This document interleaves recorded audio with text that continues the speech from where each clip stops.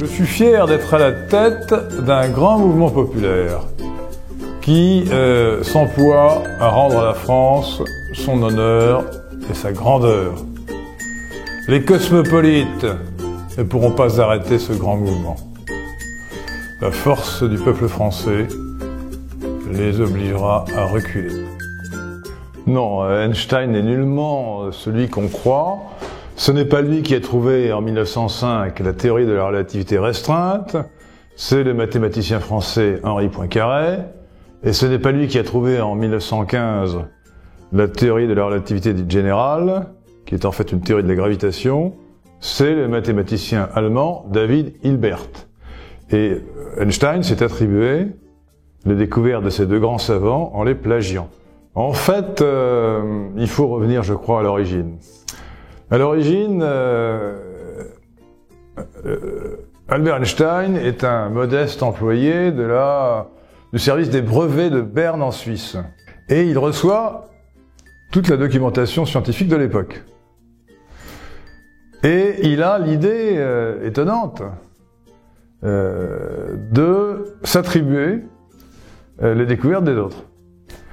Alors il l'a fait pour le mouvement brownien, il l'a fait aussi en 1905 pour la théorie de la relativité restreinte. La question se posait de savoir pourquoi la vitesse de la lumière était constante, alors qu'elle ne devrait pas l'être, puisque il y a mouvement des planètes, mouvement dans l'espace galiléen. Henri Poincaré, immense mathématicien, qui d'ailleurs, je le signale au passage, est aussi à l'origine de la théorie des chaos, avec son mémoire sur le mouvement des trois corps, qui était le cousin germain du président de la République française, Raymond Poincaré, a repris les équations du grand physicien néerlandais Lorentz. Hendrik Lorentz, qui imaginait qu'il y avait un éther, que la lumière c'était une onde dans un espace problématique qu'on appelait l'éther. Henri Poincaré a montré qu'on pouvait se passer de l'hypothèse de l'éther et il a postulé que les équations de Lorentz, qu'il a reconstituées ou reformulées, formaient un groupe au sens mathématique du terme. Et il en a déduit que la vitesse de la lumière était constante. Alors, le coup de génie du plagiat d'Albert Einstein est d'avoir repris en septembre 1905, cet article, la note que Henri Poincaré avait envoyée à l'Académie des sciences en France en juin 1905. Alors vous savez ou vous ne savez pas qu'une théorie mathématique, on peut l'énoncer de plusieurs manières. Autrement dit, on peut avoir exactement la même théorie avec un autre exposé dans lequel ce qui est postulat dans la première version devient théorème et ce qui était théorème devient postulat. On pourrait réécrire, on l'a fait du reste, réécrire la géométrie d'Euclide en supposant que le postulat d'Euclide est un théorème, et en supposant par exemple que le théorème de Pythagore est un postulat. Donc, au lieu de partir de cette affirmation que les équations de Lorentz formaient un groupe, et d'en déduire comme théorème que la vitesse de la lumière était constante,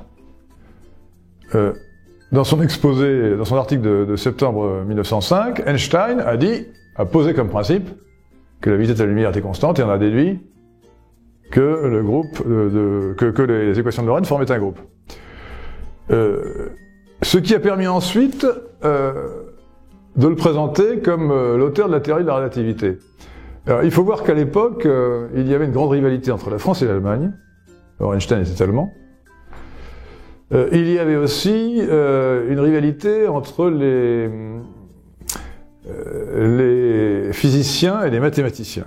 Et une sorte de compétition corporative. Or, Poincaré était d'abord, avant d'être un théoricien de la physique, un mathématicien, et un immense mathématicien. Et de plus, il avait un rival qui était Hilbert, qui était très jaloux de lui, parce qu'il était en compétition pour être considéré comme le numéro 1 de la mathématique mondiale. Et c'était Poincaré qui avait reçu le prix Bolyai, je crois, en Hongrie, et qui était considéré à bon droit comme le plus grand mathématicien. Et donc, les Allemands, mathématiciens ou physiciens, ont voulu promouvoir Einstein pour éclipser Poincaré.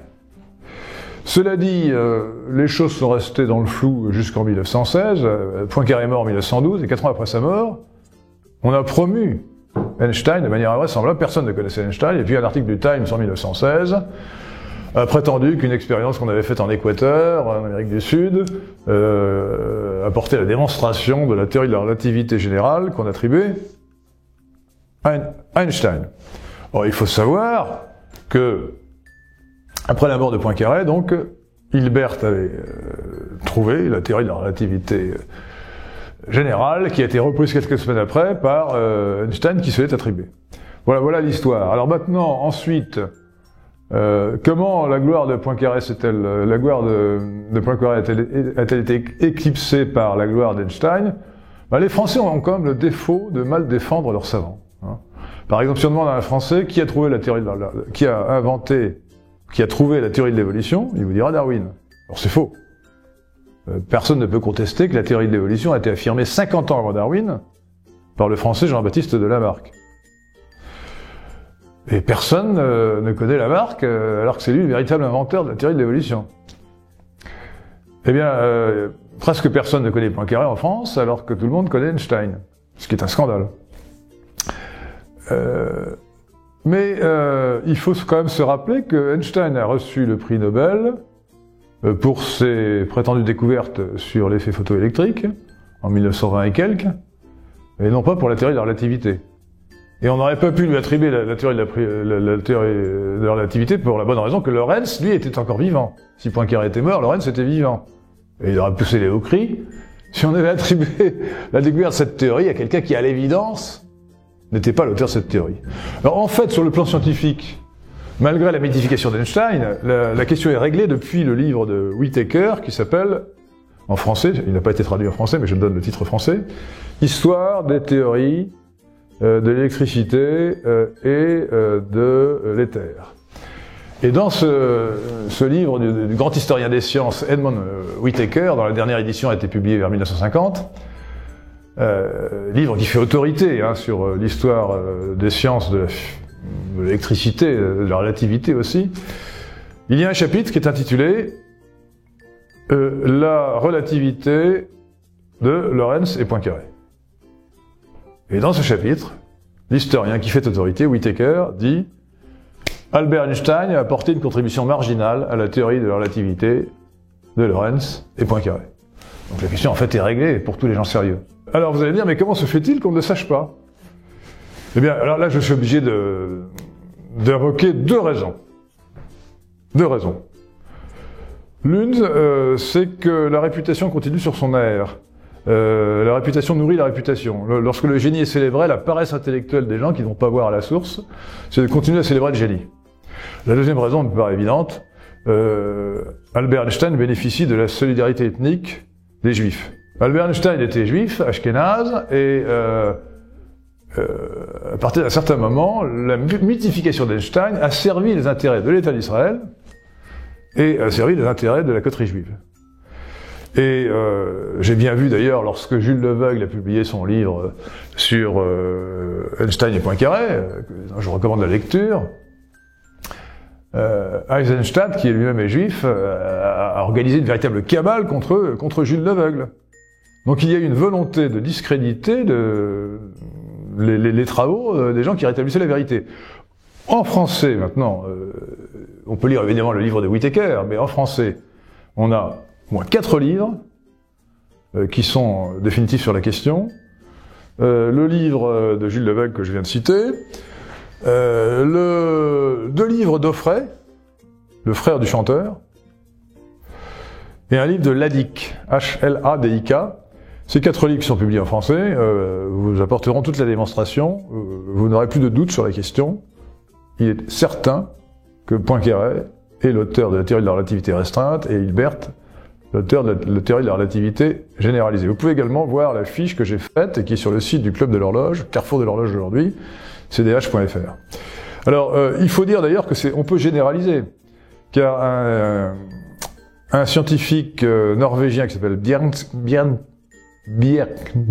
nom un peu difficile à prononcer, a publié en anglais un livre qui s'appelle, en français, traduction française, ce serait Einstein, l'incorrigible plagiaire.